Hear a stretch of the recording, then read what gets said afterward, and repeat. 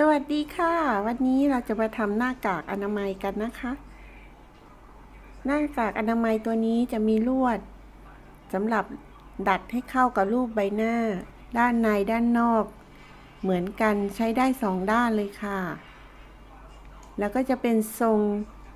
ที่ครอบแล้วโป่งนะคะหายใจสะดวกเรามาดูวิธีทำกันเลยค่ะ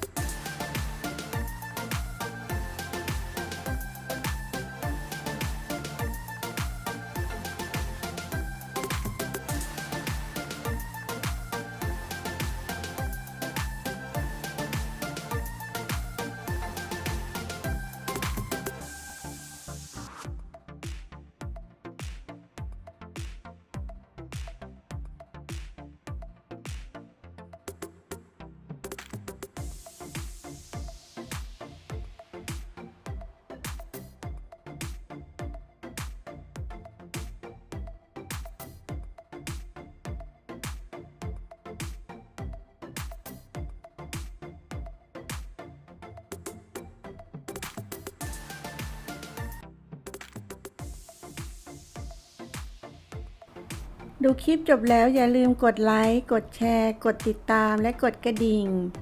เพื่อที่จะได้ไม่พลาดคลิปดีๆในครั้งต่อๆไปนะคะขอบคุณค่ะ